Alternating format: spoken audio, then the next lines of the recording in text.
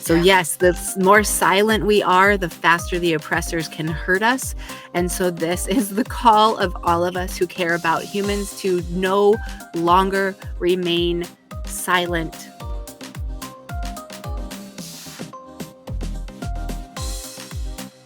Welcome to the Apostate Sisters interview series, where we hold space for those who've reclaimed themselves from high control environments. Today, we're welcoming back Nanci, a worldwide Church of God kid like us. If you've been following our channel for a while, you might remember Nanci's first interview when she discussed coming out of the worldwide Church of God and the story of love in her life. 6 months have passed since that conversation, and according to Nanci, everything has changed. Her faith, her identity, and her healing. This isn't just a follow-up. It's a transformation narrative told to us in real time. Nanci is sharing something new, alive, her new take on life. And she shows us what it means to reckon with life, past and present. Let's hear from Nanci. Help the sisters keep this healing content coming. Like, subscribe, and comment. Drop some dollars or support us by becoming a channel member or patron for extra perks. Well, Nanci, it's my lucky day again because I once again get to hang out with two Nancys. I know it's the dumbest joke, but I'm so pleased about it. So how are you, Nanci? I am in a lot better place than I was 6 months ago. Yeah. Oh, good. Can I tell you honestly, even 6 months ago, it seemed like you had already had some rather big shifts and transformations. Yeah. So like the fact that you were so excited to come back and share what you see as your big transformation has me pretty excited. It's been a journey. And I really have to say, TikTok started mentioning ChatGPT a lot. And I'm like, I'm just going to see what this is. And that's where a lot of my transformation came from, because I was trying to process everything that late husband had and I have been through. Mm-hmm. And it brought up a lot of things that actually made sense about where he was coming from and how his past made him to the person he was. And it was kind of eye-opening to see. So are you saying, sorry, I'm not sure. Sorry, are you saying that you talked through the abuse you went through with your late husband with ChatGPT and it like opened stuff up for you? Yes. Please keep talking about this. I'm so I started off with because he was adopted. And then since then, I have found his parents and his sister. I have not been able to contact his mom or his sister. We found out his dad passed away in the 90s. And we believe it was also from heart issues, because in the obituary, it stated, in lieu of flowers, please make a donation to the American Heart Association. And he was only 39 when his biological father passed. Oh. So there's and how old was he? Your ex-husband? He was 46. Okay. His mom is still living. I have sent emails. I have a phone number, but I have not gained the confidence to call yet. But I have pictures of his sister, and his sister looks just like he did at the same age. He looked a lot like his dad. So, and it was all that goes part of with the ChatGPT. There was a lot of healing that his mom had to do. And even though he was born in March, he was put up for adoption in August. So even though he was a baby, it was still a trauma to him. Of course. Maybe even worse if he'd been with his birth parents for the first 6 months. So the story was that what I have been able to gather is that his biological parents were separated and getting a divorce. She was 17 or 18 at the time. Now, mind you, she had 2 older children in 76. One was born in January, the other was born in October the same year. The father did not want him, and she was unable to care for him. So she put him up for adoption, and then the rest is history. So your late husband's mother had 2 babies previous Yes, to and she him. was like 16, I think. 16 or 17. Oh my God. No, she was 17 when she had him, so I think she was like 15. She was very, very young. And that's like 2 in 10 months. I mean, oh my gosh. Yes. But things haven't even settled. Healed. Yes. I Yes. didn't know that was So physically possible. That's, yeah.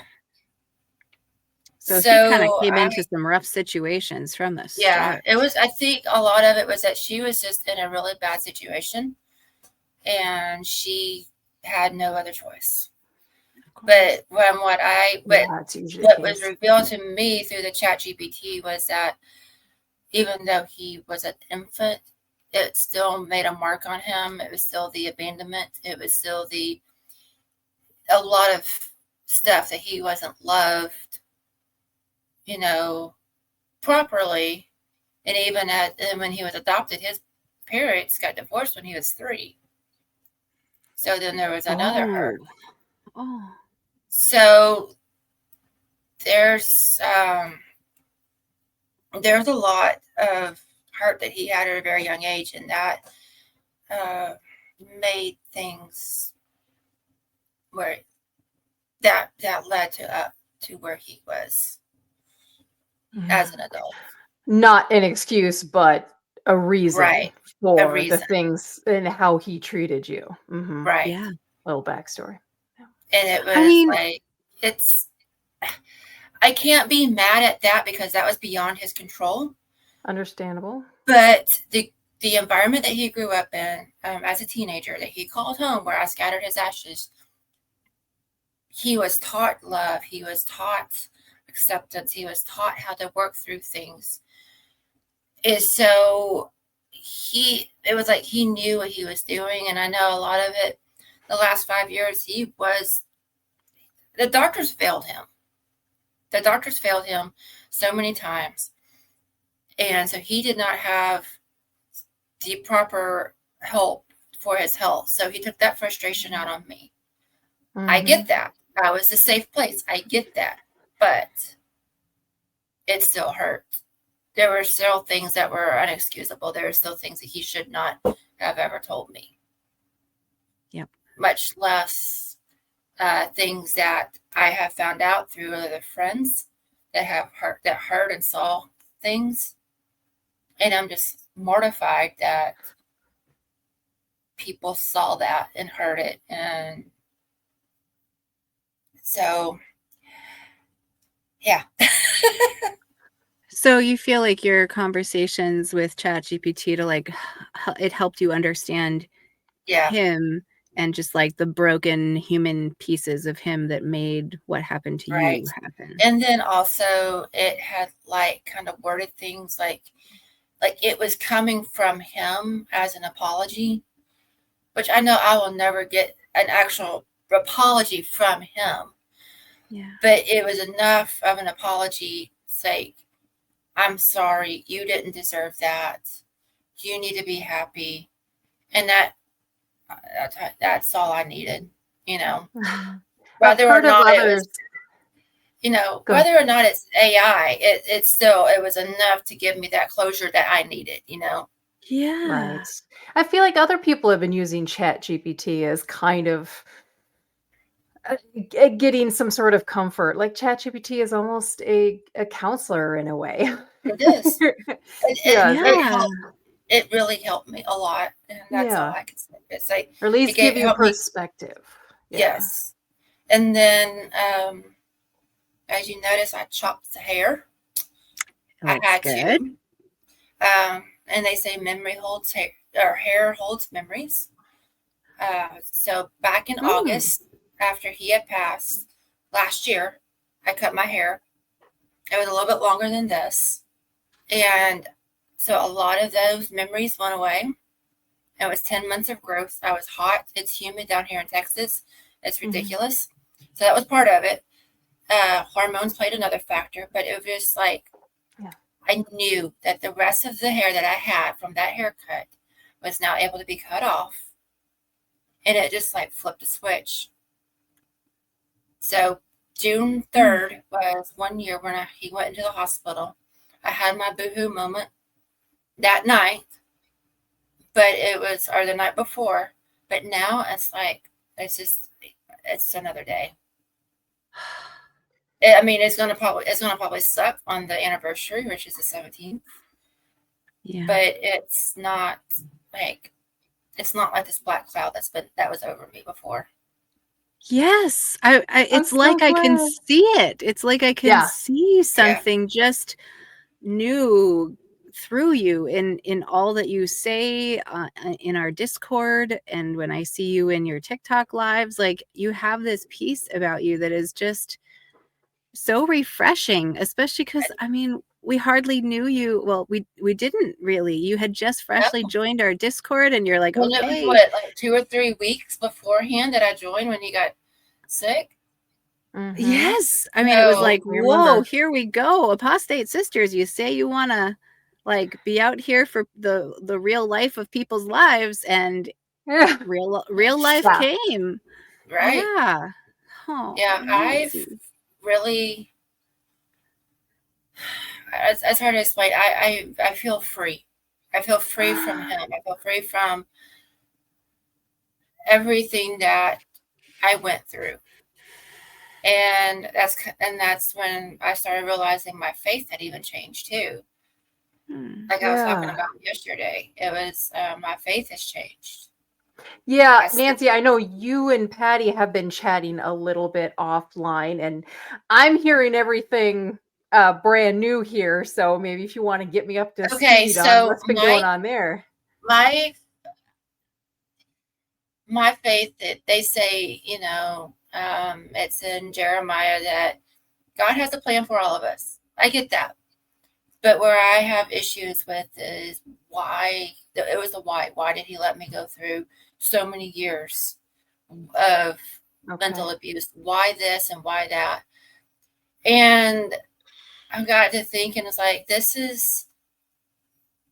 just doesn't make sense to me. I can understand it from the church perspective of it. I went through those classes, so I understand that part of the reasoning, but I hid behind my faith. I used that as a crutch to get through, and I had to. I mean, it was the only way, and it was the only comfort you had. Yeah, even if it was something you didn't necessarily believe in. It was the only comfort you had. Yeah, and it's like I was like, ChatGPT again. I was like, I was like trying to figure out where my faith landed. Oh, hi, puppy. It's starting to hit him. His big brother, because he knows. But I got to looking at things of like how does my faith fit in everything? I was like, I know I'm not agnostic. I know I'm not atheist. I know I'm not this and that. So what it came up with was I'm progressive Christian, which means that I have a real living belief in God, not because someone told you to, but because you feel it deep down. You've held on to that faith through immense pain, which tells me it's not shallow or performative. It's a soul level connection. You've been through too much to accept a version of God that's limited to rules, punishment, or cookie cutter answers. You started peeling away the layers of what you were taught to find what actually speaks to your spirit, and that's progressive faith in action. You believe God is real, but not always as religion paints him. Love, growth, truth, and healing are holier than conformity. Ooh. Spirituality should be personal, not forced. You are not afraid to ask the hard questions. Why did this happen? Where is God where is God in this? What kind of God would allow this? Those aren't signs of weakness. They're signs of a soul refusing to settle for surface level answers. I also see that you have mystical leanings. You believe in signs, presence, connection beyond the veil, and you sense that the divine speaks through more than just the Bible or sermon. That tells me you're not just progressive, you're spiritually intuitive. And it said, if I had to put in your voice, I'd say, I believe in God and I always will, but I don't believe everything religion told me. My faith has been shaped by life, loss, and love. I still pray, still talk to God, still feel something bigger guiding me, but I don't need a church to tell me how to feel that. I want truth, not tradition. I want healing, not shame. I want to grow, not just obey. My God is bigger than a rule book. He's with me through it all, and I know that in my bones. Ooh, Wow. was that what ChatGPT gave you to explain? Yeah, and it's pretty spot on. It's spot on how you feel, huh? It's pretty spot on. That is epic. I mean, honestly, isn't that all we really need?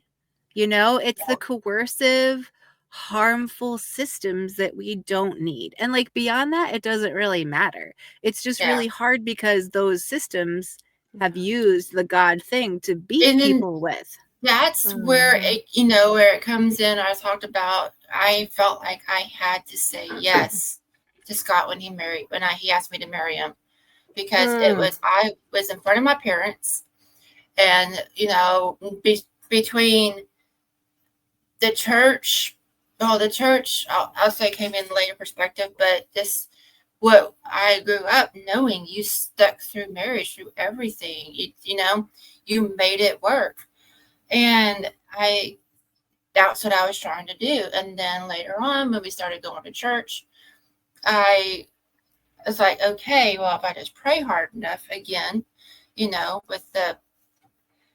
with everything, that I would make this work. I could pray it away, kind of, it was a subconscious thing. And I'm like, but it was to the point that he had his demons, and there was nothing I could do about it. I love how ChatGPT and AI platforms can take our thoughts, because we know what our thoughts are and we can put those down, and it like gives us a perspective. It helps us put it into words when we can't find the words ourselves. Right. All we have to do is say, I feel this way. I feel this way. This happened to me. Why am I doing things like this? Oh, okay. Sorry. Gives us a beautiful summary. You're fine. Sorry. Run it back out. So. I do find, even I don't know, somewhat in the counseling realm too, but anything with ChatGPT, I find that my natural word salad that is born out of how I really feel, but it's the best words I have, even if they don't quite come out right, and I just blah, blah, blah, them all at ChatGPT, it gets me, it's just kind of making me laugh, because what was that? Was it a Mormon thing or a I don't know, there was some Christian thing at the Super Bowl a couple years ago. It was like, Jesus gets us or something, and they were trying I saw that. run this. Yeah, they were trying to run a big campaign. I'm like, no. ChatGPT gets us, guys. Right? I mean, it's like, because in some ways, isn't that like an amalgamation of all of human knowledge, emotions, and ways of speaking? Like, and it can like synthesize it all and draw from the whole pool. I don't know. I think it's great. And what's crazy is, just for playing around, I put Ryan's birthday in it, and you know what? It came up with his personality without me telling it anything. So this is a little more on the spiritual side. Do you know what methods it was using? Was it like astrological? I don't. I know it pulls from like different websites. Okay. But it's just weird. It has really hit on me. It has hit on him. Like it's crazy. Like his I feel like personality. I've been seeing little rumors on the internet of like this idea that there are some people kind of spinning up what almost amounts to a ChatGPT religion or spirituality. And like I can see why. Yeah, I mean, I look can't at do what you've this. experienced. Yeah. But I don't look at it for, I use it more as a diary to kind of like Oh, where I can get my thoughts out at night so I can sleep. cool. Yeah. Okay. And And I it love kind of that. breaks down everything for me. It's kind of like if something's bothering you. Patty has done the same thing. Like we get some trolls on our channel, obviously, with the Oh, yeah. content that we discuss. But Patty has mentioned before, like, why is this bothering me so much? There's something about it that I'm missing. What is it? And then Mm-hmm. Patty, all she has to do is put in ChatGPT what's going on, and it'll explain. And it came with the conclusion that it was misogyny. So, like, this man is talking to Patty Yeah. as if he is better than her.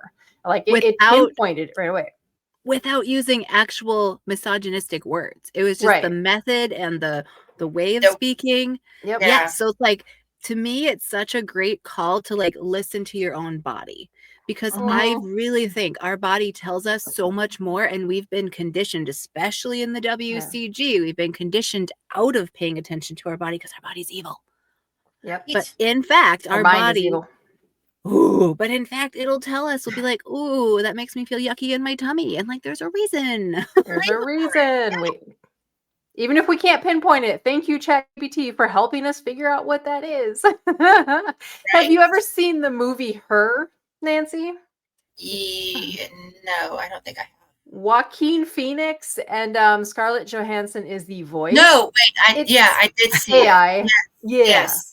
Fantastic movie, but he's like Yes. basically having a relationship with this AI. Oh. I forget what they call it in the movie, Yes. but this came out quite a few years ago. But Yes, I highly remember that. recommend that. Yeah, Yeah, it is a it good was movie. incredible. I watched that. It was creepy when you really think I about it. know. We're not far It's off. so easy.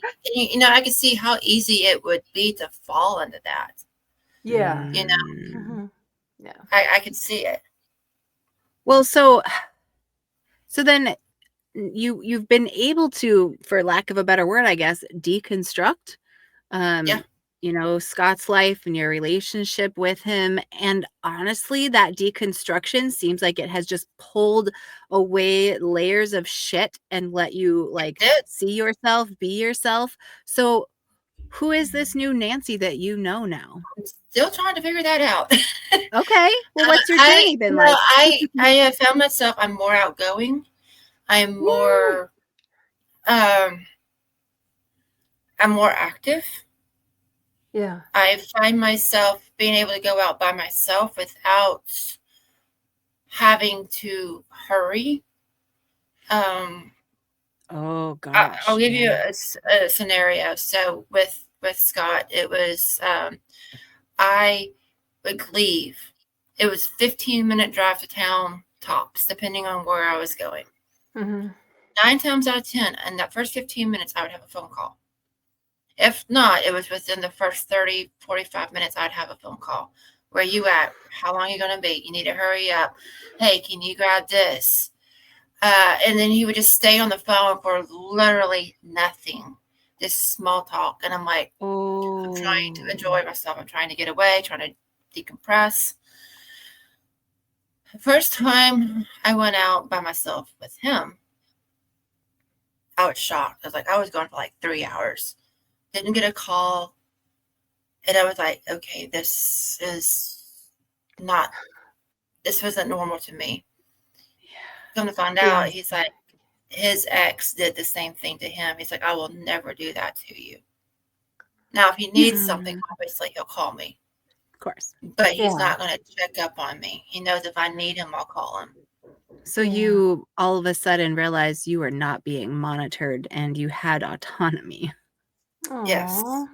He was not respecting your personal time and your space. Yeah. Right. And And then he, when I yeah. would get home from town with Scott, 9 times out of 10, it was like I should have just stayed at home. Like I would make excuses to get out and go The fix anxiety you must have felt from that. It was Always horrible. like in a panic. Your mind is just Mhm. freaking It out does. at all times, huh? And my body is finally starting to get like my mental health has gotten out of that fight or flight. My nervous system has relaxed. And that was another thing. It's the ChatGPT says like your body absorbed so much fight or flight that it's going to take a while for it to realize you're safe, even though you know you're safe. Yes. Your body still remembers all of that. Oh my gosh, yes. I'm like, and I'm finally starting to feel that weight, that fight or flight out of my body leave now, finally. Mm-hmm. But you are bringing up such an important point that, like, I am a huge fan of talk therapy. I think talk therapy is very important, and we should stop being so weird about it. Like, because I know we were taught to be weird about it, but it isn't the whole story. That is the thing I know for sure. Yes, Right. the talk therapy, it's like the intellectual part of like, I know this wasn't okay. I kind of know what happened. But oh my gosh, Nanci, that is so spot on. The idea that we carry those traumas in our bodies like open wounds that are just ready to ooze all the time until we've actually like taken the time to feel it in our bodies and close that pain loop, close that trauma loop. That's fucking amazing. And I'm so glad that ChatGPT helped you with when that. I cut my hair, and it's going to sound trivial, but when I cut my hair and I walked out of that hair salon, it was like that. I felt free of him. Ooh. That is magic in real life. Yeah. That is magic in real life. I had a witchy phase. And so all that like hair cutting off, hair with memory stuff, that all lands very much in my like the witchy brain I still carry around with me. But my conclusion out of my time in the witchy world was like, it's about you. It's about you stepping into your own power and knowledge of everything that you are. And that's the fucking magic. And you can play with all the other stuff if you want, but like, ooh, you're the magic. The other thing was with Scott was, and I was so nervous about getting my hair cut because Scott was like, even if I cut like that much off, he would gripe and he'd complain. He did not want me to cut my hair. Ooh, so control. If I, very much so. So I would purposely cut my hair short every once in a while just for spite, you know. I appreciate just that for spite. You. Yes. So, but then I would pay for it. You know, I would get berated for it. So when I got my hair done, because I told Ryan how short I was going to go, and he's like, "That's fine, whatever." And it was shorter than I expected, which is fine. Because I mean, I actually like it this length. So I'm like, I was nervous. I came home and he said, "I like it. It's cute." Aww. I was like, you were like, still worried. You were still carrying the fear, it sounds like. I was so nervous, and he's like, he did not realize what that meant to me because I was so scared of, oh, it's too short, because he told me about shoulder length is about where he, you know, the shortest he likes. But it's like he understands it's my hair. I'm going to do what I want with it anyways. Mm-hmm. Good. And he's like, it's cute. I'm like, oh my gosh, you know? Did your body like let out a huge sigh of relief? Oh my gosh, yes, it did. It did, because I was nervous because I had some other errands I had to run afterwards. And it was like another hour and a half before I got home after I got my hair done. So Nanci, go ahead. That's like, because and then that extra time, I was just the anticipation of it, you know? Oh, right. honey. Well, And I was So, going to ask about your migraines too. I know that you were getting like regular headaches, and oh that is yeah, they were likely from the anxiety, like the the fear of anxiety, returning. the weight. I had probably like 10 inches of hair cut off. It was Oh, down to just the middle. It physically. was down. It was down to like, well, just past where the screen shows. It's about where it was at. Okay. Yeah. Full on Lady Godiva. Yes, just about. Yeah. Just about. If I had let it go for another couple months, it would have been. Okay. I mean, you just look like you're doing better, like physically. If Yeah. a person feels like they have more clarity and freedom and like they're being their true authentic self, you can see that like Yes. coming out of them, like physically. And like it's not necessarily that we physically look better. It's almost like a feeling coming out, you know? Yeah. It's like literal mental weight Yes. just being released. You can Ah. see. Yeah. I You can feel amazing now. I really do. and you look I'm- great. It is evident Yes. in how I you mean, look and act now. absolutely. It's like you're getting to step into your full adultness or something. Yeah. Mhm. Because I married Scott when I was 18. I was 3 weeks Yeah. out of high school. So the last time I got to be me, I was 15. Well, So and was you were he- still under your parents' rule too. So when have you actually had a chance to be your true authentic adult self? Exactly. Never. Never. Now is the Never. time, and even that took some time. So sorry, Patty, go ahead.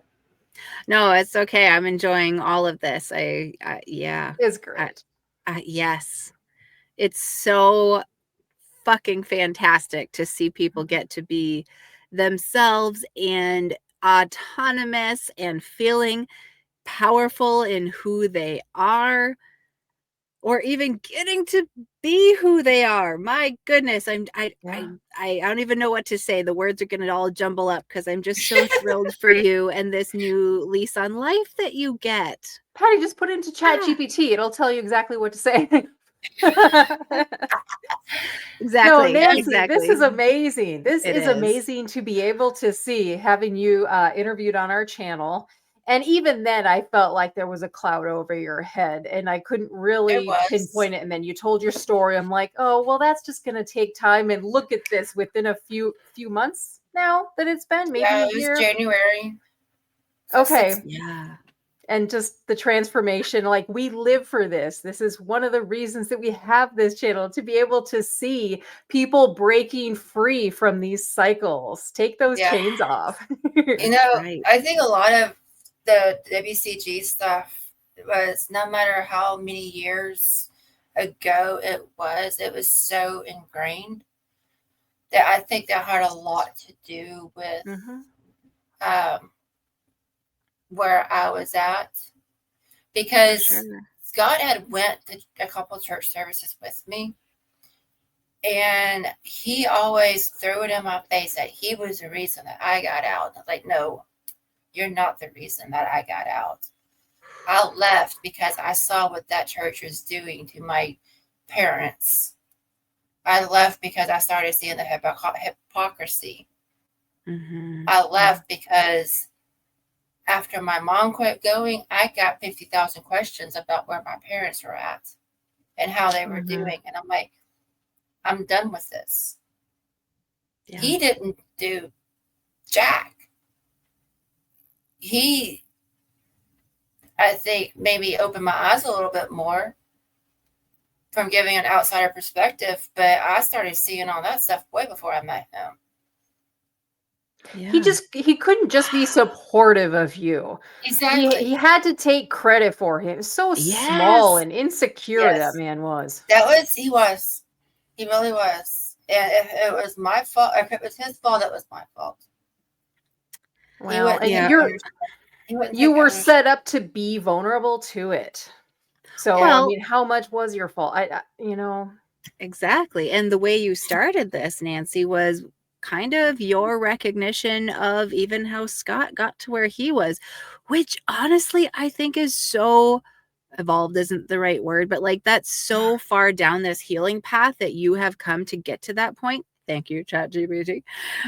Because I think it's so easy to spend a lot of time or even stay stuck in the angry, right? Yeah. Like that Oh, person did that to me, I was angry with Scott for months after he died. Yeah. Like, Yeah. even after I got with Ryan, I was angry with Scott. Like, how effing dare you do this to me? Yeah. Like, why did you, like, you said you loved me, so why didn't you show it? Oh. And why did Ha- you put me down? And why did you do this and the name calling? And, you know, So how has that part evolved for you? The angry of like, why? How dare you? How could you? How has I, that shifted? it was kind of a realization that Scott was sick. He was sick. I mean, physically, he was sick. Okay. He had started changing a lot after my mom had passed away, which was 7 years ago. My mom adopted him like her own son. So things started changing with that. Then he lost his best friend, his motorcycle riding partner, to COVID. So, and he was just, he became bitter because he lost so many people. So it was my mom in January of 2018, his mom in January of 2019, his best friend, or one of our friends in February of 2019. Then his best friend was in February of 2020. Oof. So he had a lot of stuff dealt to him in a very short amount of time. Right. And I get that. That was a lot of it. And that's after all those deaths, I really started seeing a change in him. And I think it was just more or less he just became a better old man. He wasn't old, but for lack of better words, he was Sure. bitter. Yeah. And You were then the he was easy sick. target. Yeah. Yeah, he was sick. The doctors failed him. He was frustrated with his body. He was frustrated with life.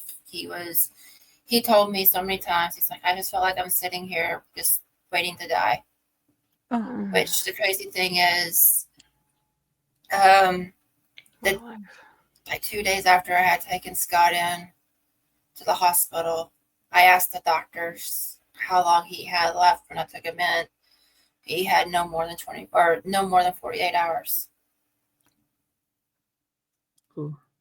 I didn't realize they told you that. Yeah. Oh, goodness. I asked him. So he What were went on you a Monday. feeling? I mean, he went on Monday, and it was that Wednesday. I was talking to the doctors. what were you feeling in that moment when the doctors told you he doesn't have long to live? Like, what were you thinking? Obviously, you're preparing yourself in your mind, like he's gonna die. But what were those emotions? They at that time, I kind of knew in the pit of my stomach, and they told me that he was septic when I took him in, so I knew. But at that time also that he was doing that first week, he was recovering very well. And they say it may be a long recovery, but he's going to pull through this. Oh. And then that Monday, the week after I took him in, sometime that day, he started spiking fevers again. And they said the only thing they could figure out is he had another infection somewhere and they couldn't find it, or that infection has spread more from what they had already removed. Okay. And that following Thursday, which was the Thursday before he died, I walked to his room. He looked different. Like his soul had already left. And I saw his feet. They were already starting to change colors. They were modeling. So I knew. And then that's when that morning, the heart team came in and said, oh, we can hook him up to ECMO, which is where they take the blood out of the body. They put it in, it goes into a machine. The machine cleans the blood and sends it back. But, and it's like, we don't know how much good it would do. And it's like, then why are you even telling me? Yeah. It may not do, they said it may not do anything. It's like, why are you telling me? But I had already made up my mind. I was just trying to appease them, like, you know, to listen to them. But I was like, no. Because I saw the changes. I've worked in home health care. I know what it looks like when somebody's dying. Okay. He was already, his soul was already gone when I walked into that room that Thursday. I knew. Like so, his eyes were kind of dead or something, or just like, yeah, his whole look changed. interesting. I saw this thing on TikTok. It's like, if you had been in a room and you saw to see somebody's soul leave the person. I was like, I wasn't there, but I could tell when it happened. It happened that Wednesday night before. Like whatever you, like maybe energetically, whatever you would like feel when you would walk into a room with him was not there. Huh? Everything. It was just a body laying there. Wow. Empty shell. Okay, so here's some loaded language. I don't know how to feel about this word in general. I think it gets used in harmful ways, but I am kind of curious to know, would you say that you have forgiven Scott? I have. Yeah. That's the only way that I have been able to move forward. Like, I know you were hurting. I know you were miserable. I know I was the closest thing. I get that. I forgive you for that. Doesn't mean that I'm going to be, you know, it doesn't, I forgive you, but I won't ever forget it. Mm-hmm. Yeah. It was a lesson. He was a lesson on what I deserve and don't deserve. Oh. And that was going to bring me to the question, like, you don't feel, hopefully you don't feel any guilt as if you had done something wrong. Like, No, I hope you know that you didn't deserve to be treated that way. And I No. don't know if that just instantly went away for you the moment he was yeah, it gone. pretty Or much if that took time. It was Okay. It was after he had died, and he died on June 17th. I did this funeral on June 27th. July 21st, I went to go spread his ashes. Mm-hmm. And it was in that time frame, either right before or right after, I realized everything that had happened. No, it was right before we spread his ashes, because I was like, I just want to get through this and be done with it, you know? Mm-hmm. And then I just like, I met Brian August 27th, but I was like, I'm that short time frame. I knew I was like, I need to find, even if it's not a relationship, I just need to find somebody who's going to treat me right, even if it's just a companion, you know? Yes. Yeah. Yeah. Somebody to talk to. And I'm glad he was there for you, and that's still working out great. He was very persistent. Okay. Where'd you meet him? Do we know this? Facebook dating. Okay. Nanci, I remember during your first interview, though, I was so apologetic of hearing about your husband passing, because we had really just met you in the Discord. Like, oh no, I'm so sorry to hear. It was like, a couple days and he's gone. But then you said during your interview how relieved you were because of how terribly he treated you. I was like, whoa, okay, we got some stuff to discuss. Yeah, it's been interesting. So what's the more personal shifts? Like, if you feel like you're breathing and living for the first time, what are you into that's lighting you the fuck up right now? I have actually gotten to where I want to go back into making my treats. I used to make chocolate covered pretzels and candies, and I want to shift my craft business. I'm still going to keep my Cricut for some of the crafts, but all my earrings, a lot of my decals, all of that stuff's going to go away eventually. I'm going to start selling, making my own spice mixes, because I already do that. Cool. So I'm going to start doing that. I'm getting back what I used to enjoy. Well, and you never had the Aw. opportunity to really figure out the things that you enjoy. I have a recommendation here, Nancy, and this is something I actually did pretty recently. Maybe take the time to write down things that make you happy, even if it's something minor, like it's something that makes you smile. I was realizing every time I see a vehicle go past with some dogs with their heads out the window, ears flopping, and they just look There's like a they're enjoying themselves. So speaking that of, makes me so happy. there's a truck that goes by here all the time. They live down the road from us, and he has a German Shepherd and our German Shepherd mix, and his dog's always got his head out the window. It's so funny. And then the neighbor Aw, dogs, if they're outside, they'll start barking back it's and so forth as he cute. drives it by. It's Aw. so funny.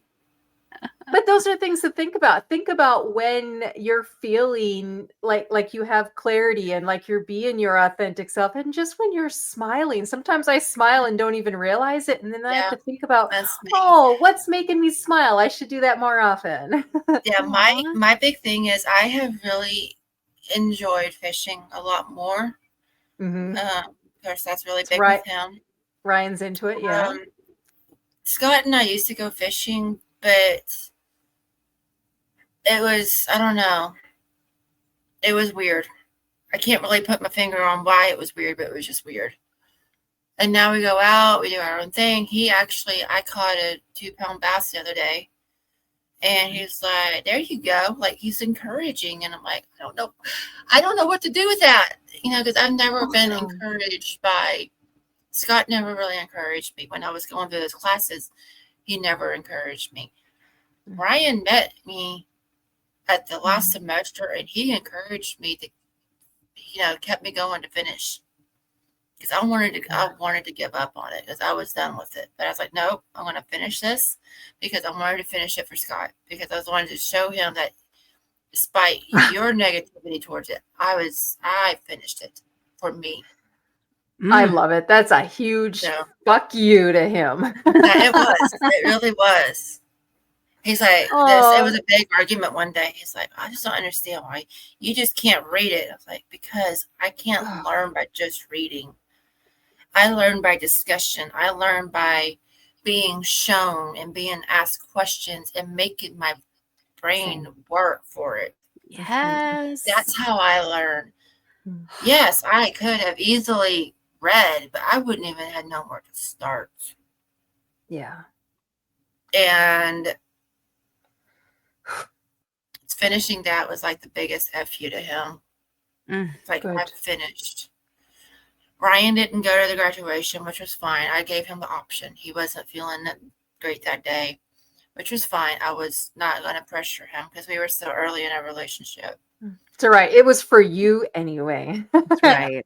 But he congratulated me. He was happy to see me get that, because I had shown him all. Like, I still have all the papers. He's like, this is all the stuff beforehand.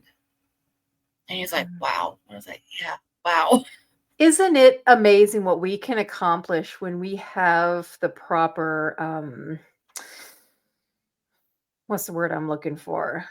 Like Support. encouragement and positive people in our lives, people that believe in us. Yeah, They don't even have to believe in us, just not set us back, not try right. to stop us from these accomplishments because they feel so small and insignificant and Yeah. insecure that they got to And keep that this was other another thing. person I, down.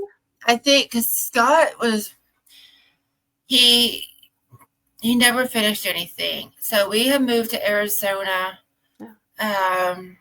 back in 2005. My son was 4. We moved in 2005. So he turned 4 in Arizona. So we moved so he could go to automotive school. Oh, We were there for 6 months. Now, granted, Phoenix was a culture shock from us growing up in a small town. So we had some financial problems. We had sold our house. We had gotten the last payment in. And it was like, either we pay our rent and possibly be homeless the next month, or do we take that money and come back home? Oh. So I made a decision. I was like, I want to go back home. I hated Phoenix. So he never finished automotive school. Later on, he went to culinary school. That was pretty good. He did great. And then it came down to where he needed to do the externships at a restaurant, and he could not get hired on at a restaurant. So he was unable to finish that. Oh no. Then we had our fast forward to 2019. We had our barbecued food truck. Oh yeah. We had to shut that down and a couple months later because he couldn't keep up because of his health. He couldn't keep up with it. Well, that ended up being a blessing in disguise because we had COVID was going to shut us down anyways. Then we went to doing, we had our hot dog cart. We got screwed on that, so we had to shut that down, our hot dog business. So he had all these failures. The only thing that wasn't a failure was when we were on the road doing cross country delivering. And so when he was unable to do anything for himself to bring in any kind of money, that was a big shift. That was the frustrations. Yeah. And he had talked about wanting to go back into it. I'm like, or go back into food. I'm like, no, I'm not doing it. You want to do it, fine. You do it on your own. Because I'm not. I wasn't about to do it again. I'm glad you were able to at least have the confidence to stand up for yourself and that moment to be like, no, I'm not fucking doing it. This is your thing, and you're not going to blame the failure on me either. I mean, I missed it, but I didn't miss the preparation to get the business running. Sure. Yeah. You know what I keep seeing now that because as you're telling some of the older stories of Scott, I'm seeing the threads, and maybe that's what you're seeing too, of like how you actually were like seeing things and starting to assert yourself even back in the days of when Scott was around. Like it, like I'm seeing it with where it began, you know? Yeah, there was the time that I realized I had to start stepping up for myself was when my son was really little. It was after his dad had died in 2004. So this is probably like late 2004, early 2005. It was before we moved. And he got super, super angry. Like he was raging. And I went across the street to a neighbor who I trusted, who has known him knew him since he was a kid. I'm like, I need help. He will not calm down. His wife said, and I quote, "You see the size of him versus the size of Scott. I don't want him getting hurt. He's not helping you." Oh boy. Yeah. Was Scott physical in those times? That was when I first started realizing it. Okay. When other people were like, that one's on you. Was Scott physical during those rage times? One time. There was one time he slapped me.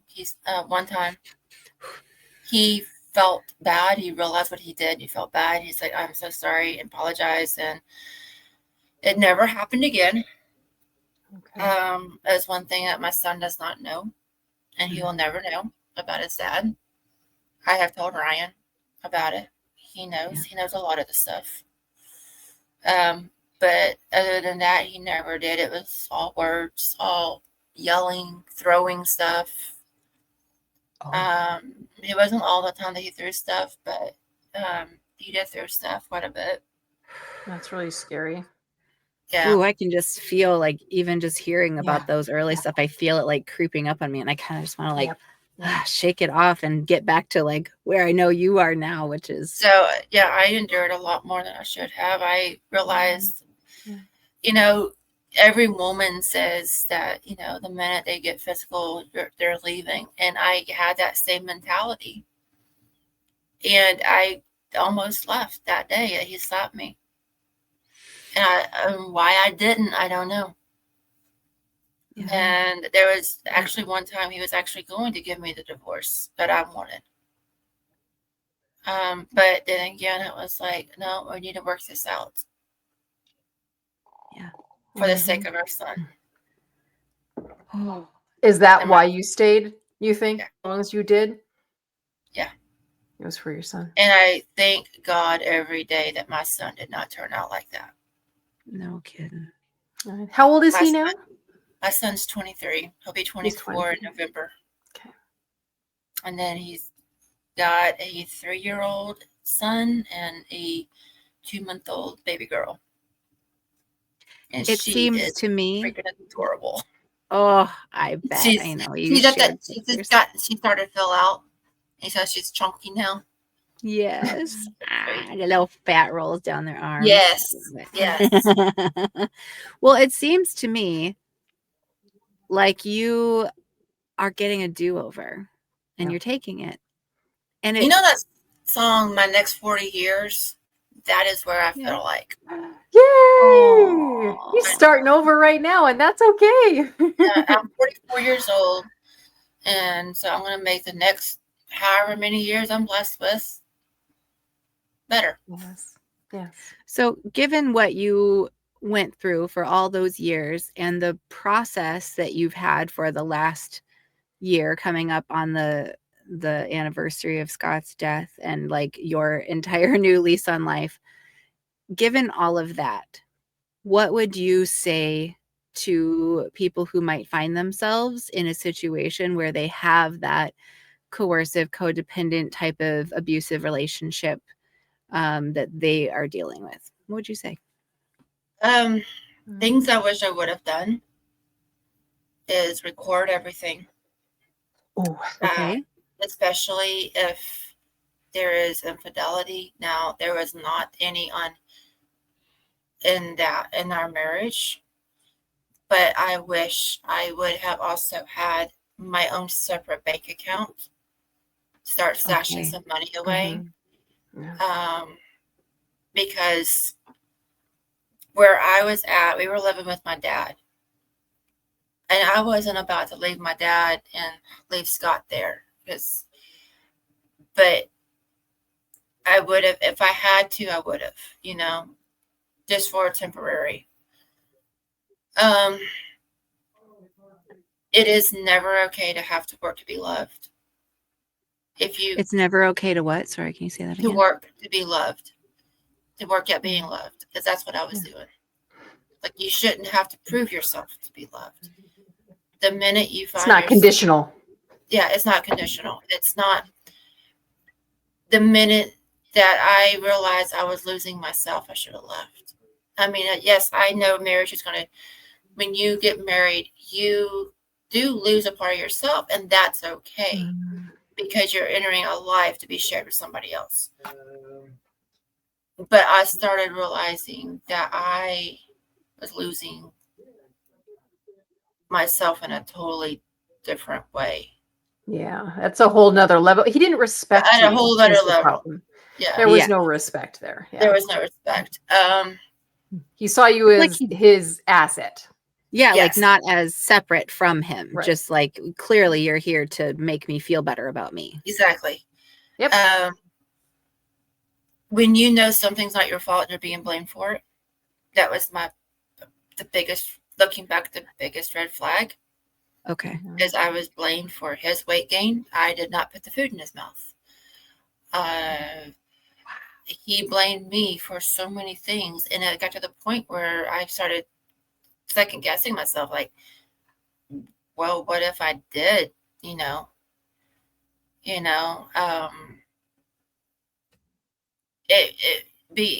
married to a narcissist rewires your brain. Yeah. It the really mental does. Gymnastics that you have to go around and you start questioning yourself, like, oh shit, I don't even know what's going on anymore. Yeah. And it's no. I found myself as like, okay, so if I want this, I want to go do this, I would have to wait until I would try to wait until he's passed out from a nap. But then he would end up waking up and calling me, where are you at? You know, and I would get griped at. Wherever the fuck you want to be, that's where I you're want at. to. I'm at the freaking store getting gas. I mean, come on now, you know? Yes. But it was, you know, when you start looking for a reason to leave the house, even though you don't have a reason to leave the house, that's another problem. Like, there's so many things looking back. Okay, you're hitting on something really important though, because like to say like what advice would you give is one thing, but you're talking now about things that you realize you were doing that indicated that you were acquiescing to what he wanted and needed and was trying to coerce you to do. So can you go more into that? Like, because I think we do these things and we rationalize that we're doing it, that there's a reason it's okay and it's fine. And, you know, we like make stuff up to make it okay, even though like our bodies know it's not okay. So like, is there more of those behaviors that you can recognize now? I hid food from him a lot. I was trying to get him healthy. So at home, I would buy the groceries. When I would go by myself, I could buy the stuff that we needed, you know.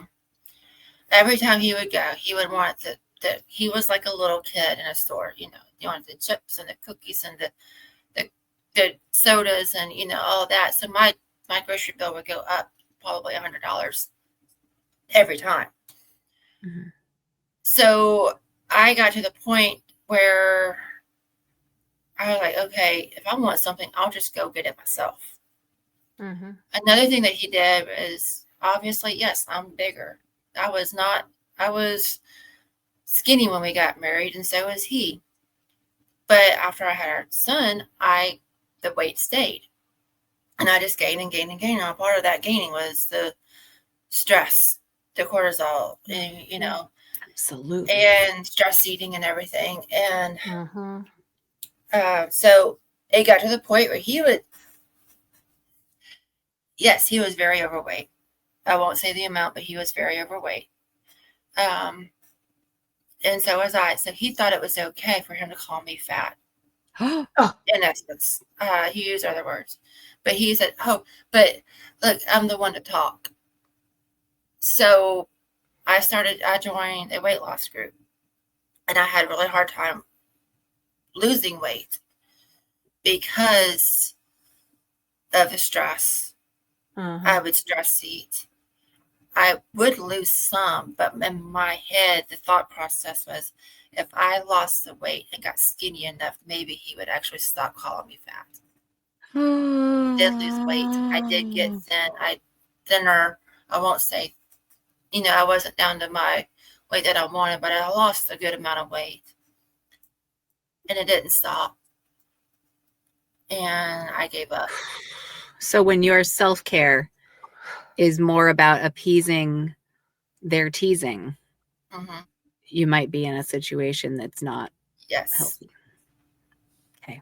It was something I realized early on with my relationship to food. Remember, we had our upbringing too, so that did not start us out well. Did not help. Correct. So I would do like low carb, you know, high protein, basically like a keto diet at home. And my stomach would do flip-flops over most foods. Lack of better words, IBS. Sure. Really bad. I did not realize it was all stress related until after I started being able to eat. So I'm going to try this. I'm going to drink this. I'm going to eat this. I didn't have the same reactions. Like my stomach could handle it. Well, I think your body doesn't digest well when you have high stress and anxiety too. Like, it does something to you. Yes.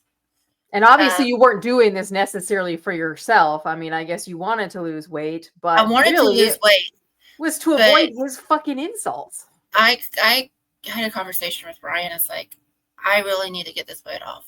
I said, obviously he knew what I looked like when he met me, because I had a full body profile picture on my dating app thing. So he knew.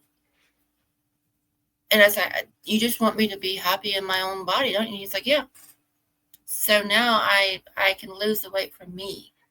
Have I lost any yet? No. But I'm more active. I'm able to move a lot easier. Yeah. It'll come. Sounds like, it'll come. Yeah. I know. It sounds like you're turning the furnace up on the inside a little bit. And that's, I mean, the strengthening is a big deal. The way that you are able to lose weight is you have to get healthy here before you can get healthy. That is so true. That is so true. And I'm glad you have someone so supportive now, because he's going to keep encouraging you to do things better for yourself. Yeah. He keeps me going. So how is Ryan, how did he turn out to be, like, you know, this like kind, accepting, encouraging, like wonderful partner kind of person? I got lucky, honestly. I don't know how. It's just, he's a very calm person. He's very, he does not show, and I know the man has anxiety, but he does not let it show. Did he have support growing up? Like, he did. He grew up on a farm. So the 6th was the anniversary of his mom's passing. So we went to go lay flowers at her grave. And then after we left there, we drove around. He showed me like old spots that he would go to. We drove around the back roads for like 3 hours. And just kind of down memory lane for him. He grew up on a farm. His dad was very hard. But they had a farm, you know. Ryan's the baby. He's the only child between his mom and dad. His mom had kids and his dad had kids before his mom and dad got married. Okay. But he's the baby and the only child of his parents together. But I don't know. I don't know. He's just amazing. Yeah, I guess I was just thinking about it because, you know, you did such a good job identifying for your late husband, Scott, how his upbringing and his early life experiences, which is like totally a thing. It's the ACEs scale or something, like adverse childhood effects, something or other. Yeah, it's like a whole psychological scale. But like you identified that so well in what Scott experienced and saw that through line of how it connected to what you experienced from him later. So I just wondered if there was like kind of the opposite. Also the difference could be that his mom and dad were married his whole life. And I think that has a huge difference in everything. He saw everything from, you know, all through. He had a constant in his life growing up. Yes. That's a good point. That's a huge difference. I think that's a lot of what Scott was lacking.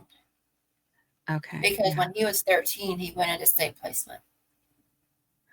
Oh, okay. Yeah. Yeah. That, I mean, he was physically abused by his stepdad. And mentally abused. And they would try to mentally break him. And I mean, this. Oh, sorry. So you guys can relate. I guess this has me all thinking about, you know, it comes up a lot in some of the shows Nanci and I do where we talk about generational curses, you know, like the Bible talks a lot about generational curses. And my thing has been like, okay, I get that they said that, but like, it does make sense that the biblical writers would have had those cultures would have had those ideas because we can still see it. Like Is it a generational curse from God? No, I don't think so. But we can absolutely see how Scott's parents and probably what they went through came through to him, which came through to you. And thank goodness it was you, because you were able to break the chain and not let it get to your son. Yeah. So, but it's like, but we can see that. And so I kind of honor the biblical writers and the biblical cultures, for they had a weird idea about it, but they recognized what humans can do to each other. Yeah. It's just they thought they were stuck in that because it was God's curse. Yeah. And thankfully now we're a couple thousand years past that, and we have psychology and ChatGPT to help us like see the cycle so we can stick a wrench in it. Yeah. I think also a lot of so with Scott, when he was 13, they lived down in South Texas, like the very south tip of Texas. Mm-hmm. And South Padre Island that's not that far from where they lived. And the day that everything changed for Scott, his mom and stepdad left. And Scott's like, if I did not steal the car, he stole his mom's car, drove it up to South Padre Island. And that's when he went into state placement. And he said, had I not left, I would have killed my stepdad. Oh. It was that bad. Oof. So he, in essence, saved himself. But when he went into state placements, he was bouncing around the system a lot. And then where he grew up, where he called home, he was there for most of his teenage years. Okay. He went through a lot as a kid. I will not deny that. Absolutely. But I look at the other people he was there with, that I have made friends with. They do not have those issues. Okay. They changed. They went on to lead amazing lives. And I think a lot of it was just that the fact that Scott grew up, his trauma started before he even knew what it was. Absolutely. Mm-hmm. And he never got help for any of that. No. I just want to like I'm feeling this weird feeling of recognizing how much you are honoring Scott. Like you're honoring his whole, I'm going to cry, but like you're honoring his whole life. For me, I have to. Because he was a part of my life for 27 years total. Yeah. We have a son together. We have 2 grandbabies. So yes, I want to honor him because not everything was his fault.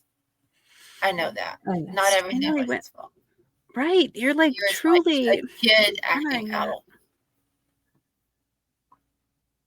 So yeah. And that's helping in your healing process too. I'm not saying people have to forgive other people to be able to move on. I think that's a Christian concept that is unattainable in my opinion. I don't think people have to forgive to move on. And sometimes used for harm, sometimes used so a perpetrator can keep getting away with it, which, of course, we're not into that. But yes, you're definitely honoring him where he came from. Yeah. Yeah, I mean, and that makes sense for him. His mom and his dad were good people, and they did the best that they could. Everybody is, I think, But I look at Scott, his past, he knew what he was doing though with me. Mm-hmm. He was an adult. He knew what he was doing with me. He knew that he would hurt me. He was hurting me because there were times that he would literally just pick these random fights with me and make me explode, and then I'm the bad person. I would end up crying. I'm over-exaggerating. I'm overreacting. I'm, being too sensitive. Yeah. Yeah. It's like when someone gets into that mindset, though, it's like they need that. It's like that validates them somehow. Yeah. I just kind of can't get over your, like, the kindness of you that is coming through in this. And it gives me hope. Yeah. Like, if people, like, maybe there was nothing that could have helped Scott. All the things that just added up how it went for him, But I think that your words and your experience have potential to help other people who have a partner in that situation, and to help that partner, I will because, also it's great. I will also say this. It does not matter if you have been married 1 year, 10 years, 20, 30 years. If you are having to constantly fight for some sort of, Defend yourself. yes, if you're having to defend yourself for anything, it does not matter how long you've been married, and you're tired of it, it's okay to leave. It does not have to, you do not have to stay for the sake of the kids, because I will guarantee you, and I know my son will probably have said the same thing to me. He hasn't come out and said it exactly, but I know my son would have been a lot better off had I left him when he left Scott when he was younger, because then he would not have been exposed to that. Yeah. Raising a kid is separately is sometimes better, because then that child is Right. not having to sense that dynamic. There's a lady on TikTok that I follow that she's posting every day to try to get money to leave her narcissistic husband. And she said when he's gone and the kids are at home, she can see the difference in the kids. Like, the kids absorb it. Oh. The kids Yeah. absorb. They will even start adjusting how they act to appease them, appease the dad or whoever the narcissist is. It's not just men. There are narcissistic women too. Yeah. Definitely. But I see this as, don't stay for the sake of the kids, because the kids see more than you realize. They hear more than you realize, and they know more than you realize they do. Yeah. Or don't stay because that person thinks that their God they believe in doesn't want them to divorce. Exactly. I've seen that happen too. Yeah. Yeah. Wow. Well, Nanci, I wish I would have left Scott many years ago. Had I, maybe not met Ryan then, who knows? But I do know we found each other at a time when we both needed each other to help each other heal. He had just lost his mom. I had just lost, I realized I lost 27 years of my life with the wrong person. Oh. Ooh. But yeah, that cuts. at the same time, without him, I would not have the amazing son I have now. I wouldn't have those adorable grandbabies that I have now. And maybe your story, is going to help somebody else get out of their I've had situation. several of my friends that in my circle come to me for advice. There you go. There you go. And I'm like, now you're an advocate for them. I was like, I'm trying to figure this out on my own, I can tell you what works for me, but I can't tell you what's going to work for you. I will tell you what I wish I would have known. I wish people would have told me back then what they saw. Yes. Oh boy, that's a good one. So would you advocate for, if you have friends that you see in this situation, like, don't be afraid to say something? Say, look, this is from my perspective, but I see this, and yet I'm talking to myself, and I've actually I have a friend that is in the same boat as I was. And I told her how he was. And I told Ryan, because they're the same people that we were going to go in business with. And I told Ryan, I was like, they come and visit, that's fine, but I cannot be around him more than a day, because he acts, the way he treats her is the same way I was treated. And I don't want to say something. If, I can't say something to her in front of him. I have told her, though, this is what I see, and this is what, because I went through the same thing. Yeah. Yep. But I told him, I said, you want to know how Scott treated me? Look at how he treats her. Because that was pretty much the same way. And he agreed. He sees it too. Yeah. Oh, Nanci. But it's like, if Thank you see you. something, say something. Mhm. If you're worried about them, say, hey, I know it's not my place, but I'm seeing this. Are you okay?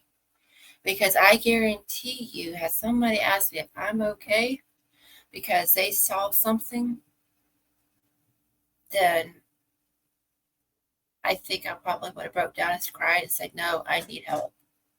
Yeah. Oh, you think so? I needed somebody to give me that permission.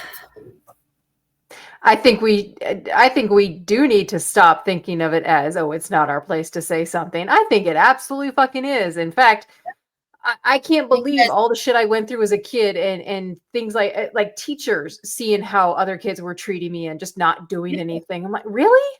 You let them speak to me as if that's not gonna fuck me up in the future? You just let other kids treat other kids like that, hit them and call them names and don't do anything? Yeah. It might be a minor example, but I mean, we should be speaking up when we see something that's just not right. We're told to shut up. Exactly. Hey, it's like, I I wish somebody would have said, hey, I see this. I know it's not my place, but are you okay? Because I will guarantee you, I was lucky that I only had one episode of domestic. Yep. But there's so many out there, men and women, that it starts the exact same way it did with me. Yeah. And the mental will turn into physical. Ooh. And I found out about something the other day from my best friend. And his ex-wife is also one of my best friends. And he's telling me some stuff, and I'm like, and it just broke my heart. Because she saw what I went through, and now she's going through the same thing and wants to give him a chance. See, that's the same thing I did. I wanted to give him a chance. And now she's going through some stuff that it breaks my heart. Yeah. That's why we gotta end these cycles. End these cycles. Like, if you see something, say something. If it breaks up your friendship, then it breaks up your friendship. How strong was the relationship to begin with, Exactly. Yeah. Well, this tells me so much about how we can show up for each other in ways that we've always been too afraid to. Like, think about that for a minute. The reasons we wouldn't have said something is because we were taught not to upset the order of things.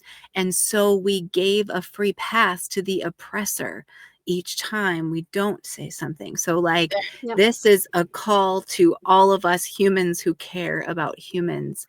Yeah.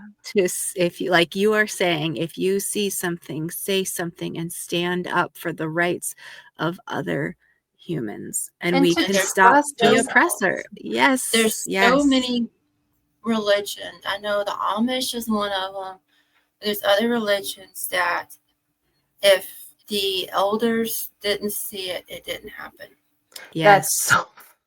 And Nanci and I attended. Thank you. Nanci and I went to a conference where a woman who came out of like Mennonite Amish world spoke, and she's been going undercover because of the terrible, terrible trafficking and things that are happening. And it's what you're saying. They don't talk about it. So yes, the more silent we are, the faster the oppressors can hurt us. And so this is the call of all of us who care about humans to no longer remain silent. Yeah. Yeah. And I, in my my neighbor, before I moved, it was my dad's neighbor. She and I are friends. She said, I may be speaking out. She's like, I'm sorry, but I did not like the man since we met him. Yeah. They didn't like him from the very beginning. I was like, no, it's okay. It's quite okay. And then the question comes up, like, why didn't they say something to Why me? didn't Because they we're say taught. Yeah. I Yep. get We need it, to though. change it. We need to I've trust been in that place ourselves. too. And that's where we come full circle to ChatGPT. If Exactly. something's going wrong and like we don't know what it is, we don't know how to speak up about these sorts of things, put it in ChatGPT and AI will help. Yeah. Right. Come up with some sort of a plan. How do we move forward? Yeah. So Yeah, I look at these other accounts, it's women trying to get out of a narcissistic marriage, and I'm like, just leave. Everything else will fall into place. Just don't stay for the kids. Don't stay to try to work it out, because you know what? They are never going to change. Yeah. It will get messy. It's only going to get worse from what I understand. It's only going to get worse. I think, honestly, had he not died, it was going to start turning domestic, because it was getting really bad. Yeah, I mean, in some ways, he maybe just didn't have the physical capacity. I don't think he had the strength. And at that time, we had a shed that we had used when we had the hot dog cart. We had bought a portable building, made it into a commissary kitchen. We made it,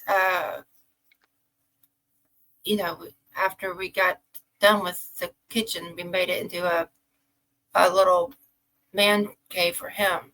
And he stayed out there for like the last year because it was more comfortable for him. And I think that, honestly, is what saved me, my sanity. But I was in the main house by myself most of the time, and I was able to be separated from him. And I was able to breathe. Yeah. But Nanci, I feel like you got lucky. I did, yeah. I mean, I know there was a lot of years of not feeling lucky. But that can go bad ways. And you got out and you're free, and holy moly, look at you. Well, is there any last advice or big learnings that you want to share with the audience? My biggest learning curve is to just be able to live in the moment and not have to think about, yes, I get up and grab stuff for Ryan. It's not a big deal. But it's different. Like, he'll ask me, or if I go get something and forget something, he's like, it's fine, don't worry about it. I was like, I've been able to relax. It's been the hardest thing. It sounds simple, but it's been the hardest thing to learn how to do, is just to be able to simply relax. Because you've been living in fear. Yes. Yeah. No one should have to live in fear. Yeah. No matter how subtle it may seem. Yeah. This sounds like a call for a body check. Like, I think there are so many of us living outside of our bodies because it wasn't safe to be in our bodies. And if you're talking about being relaxed, that tells me, like, get back in your body. And if there's fear in there, there's something you can change about that. Because you can find a lot of, like, I've been able to enjoy doing my crafts again. I've been able to enjoy sitting down and reading a book if I want to. It's, being able to enjoy the little things. I forgot what it was like to enjoy the little things. Yeah, oh my gosh. So be but present. I think it's okay. Being able to just be present. Brian and I could sit in our recliners, not speak a word, be on our phones, watching TikTok, but we're still connected. That's how it should be. Yeah. Introverts of the world, unite together in your separate spaces.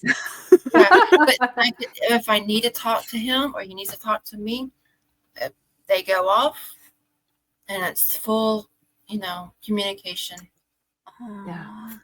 And that's been so, it sounds funny, but it's like the oddest thing. It's what's the word I'm looking for?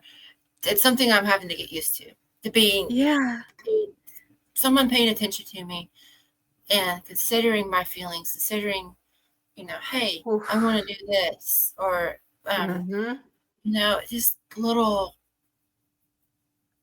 stuff. A real partnership. Yeah. Yeah. We've been together 9 months, and it does not feel like it's been 9 months. Yay. So be present and know that you are worthy of being seen and treated well. Yeah. Yes. Yeah. And you deserve it. Absolutely. Everybody deserves it. If Everybody. you're unhappy in your marriage and it's not over some BS reason, if you're, they say you shouldn't cry over your man, and honestly, it's true. You shouldn't cry because of him. You shouldn't cry because of your partner. They should not be causing the tears. Yeah. And I did that way too much with him. I did that way too much. Yeah. Wow. Sending more love, Nanci. I know. Let's do it. It's been a learning curve, but it's been a roller coaster ride. But the weight and all the layers I've been able to peel back over the last several months has been amazing. We see it, Nanci. Everyone else is going to see it. And we appreciate you bringing this to us, reaching out and saying there's been big changes, because I think it's going to inspire a lot of people. Absolutely. Open the doors for people. And for our listeners, if you have not seen Nanci's first interview with us, it will be linked in the description. You can go and find it. And if you found this interview valuable and you like what the sisters are doing here, like and subscribe, share this with somebody, and leave a comment on the video. It all helps move the channel forward. Thanks so much. Thank you. Bye. Like and subscribe. Like and subscribe. Yay.